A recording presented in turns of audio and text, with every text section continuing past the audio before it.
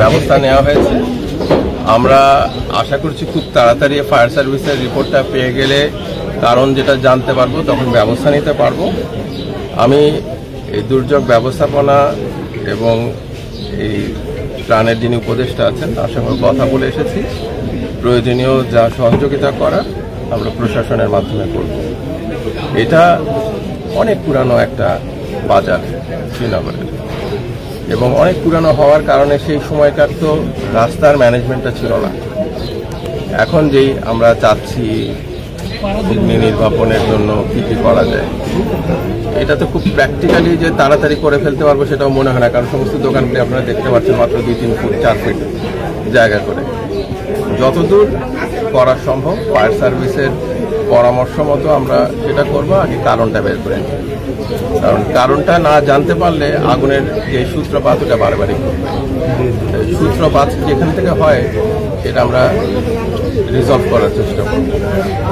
এই মুহূর্তে দেখে যা দেখলাম যে মানুষের তো ছোট ছোট ব্যবসা সর্বশান্ত হয়ে গেছে।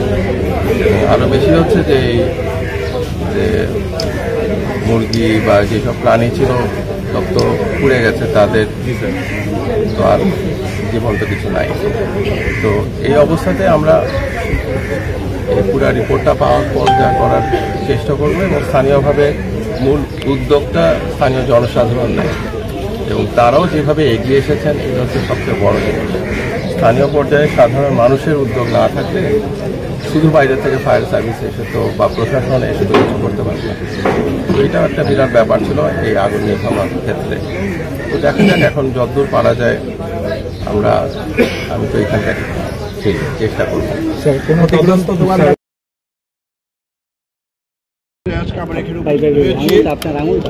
কারণ আজকের এই আগুন ভাবে আগুন লেগেছে, আমি রাত্র 3টার সময় জানতে পেরেছি। যখন এখানে আগুনের সব দোকান পাট করছে তখন এখানকার লোকজন সবাই আমাকে ফোন করে জানাল যে ভাই আগুন লেগেছে, এবং আমাদের এখানে সমস্ত দোকান প্রায় সম্ভবত 100-এরও অধিক দোকান এখানে পুড়িয়ে ছারখার হয়েছে। এটা অত্যন্ত দুঃখজনক। আমি এই আগুনের কোথা থেকে সেটা উৎপত্তি হলো এবং কারা সেটা হলো, কারণ আমার জানা মতে যে একটি আগুনে যখন লাগে 1-2টা ঘর ক্ষতি হতে পারে, কিন্তু আজকে যে অবস্থা দেখলাম সত্যিকার হচ্ছে বিভীষিক অবস্থা।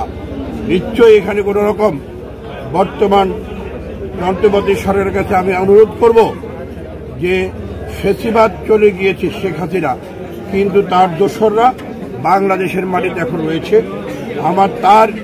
আমি সেদিকে দৃষ্টি দিচ্ছি। তাদের লোকরা বিভিন্ন জায়গায় আজকে আপনারা লক্ষ্য করেছেন অরাজকতা সৃষ্টি করছে, বিশৃঙ্খলা সৃষ্টি করছে বিভিন্ন জায়গায়। তাদেরই কোনো ইশারা আছে কিনা সেটা আজকে আমাদের সবারই দেখা উচিত। সেই জন্য আমি প্রশাসনকে বলবো অবিলম্বে আপনারা একটা তদন্ত টিম গঠন করে এবং সেটার সুষ্ঠু তদন্ত করে যারা ক্ষতিগ্রস্ত হয়েছে তাদেরকে অনুদান দেওয়ার জন্য আমি অনুরোধ জানাচ্ছি। আর এই অর্থ এলাকার চেয়ারম্যান আমাদের তাজুল চেয়ারম্যান, এই শ্রীনগর তার এলাকার চেয়ারম্যান, তার সাথে আপনারা যোগাযোগ করে এটার সব কিছু আপনারা ব্যবস্থা নেবেন। কারণ এইখানকার যারা আজকে আগুনে পুড়ে ক্ষতিগ্রস্ত হয়েছে তাদের দোকান যে অবস্থায় আছে আমি সেটাও বলি তারা সেই অবস্থায় পাবে। এটা দিয়ে যদি আর কোনো রকম তাল বাহারা না করা হয়, কারণ এখানে আমি সবাইকে মোটামুটি চিনি, সবাই এলাকার বাসিন্দা, সবাই দোকান এখানে আছে। এটা নিয়ে কোনো রকম কনস্পিরেসি কোনো রকম ষড়যন্ত্রগুলো আমরা মেনে নিব না।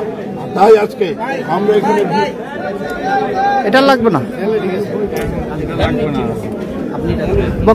তাই আমি মনে করি এই বিএনপি সাবেক সভাপতি তাজুল ইসলাম, সাবেক বিএনপি সাধারণ সম্পাদক দেলোয়ার হোসেন, আলো দেশের উজ্জ্বল, শামীমা সাচ্চু, শ্রীনগরের সাবেক বিবি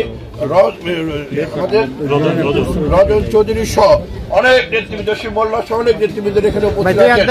আমরা সবাই আজকে ভারাক্রান্ত এখানে এসেছি, কারণ আপনাদের যে কষ্ট দুঃখ সেটা আমরা বুঝতে পেরেছি।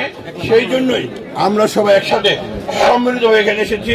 আমি যতটুকু শুনেছি এই অর্থ এলাকারই সন্তান এই অর্থকালীন সন্তান এবং বাংলাদেশ সরকারের শিল্প ও ইরান উপদেষ্টা আদিল রহমান শুভ সাহেব উনি আসছেন, লোকাল প্রশাসন, ডিসিএসপি সবাই আসছেন।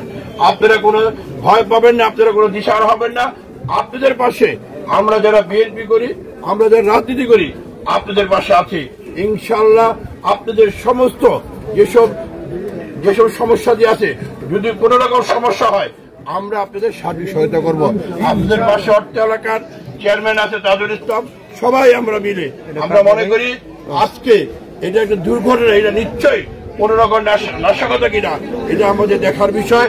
তাই আমি মনে করি একটি তদন্ত টিম করে এই ব্যাপারে ব্যবস্থা নেওয়া উচিত এবং লোকাল প্রশাসন যারা আছে তাদেরকে আমি এই ব্যাপারে আজকে উপদেষ্টা সভা আসবেন তার কাছে আহ্বান জানাবো, তার সাথে আমি কথা বলবো।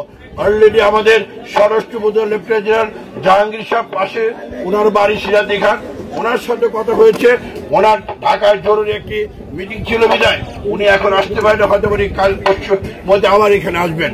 আমরা আপনাদের পাশে আছি, আমরা আপনাদের পাশ থেকে সবসময় ছিল।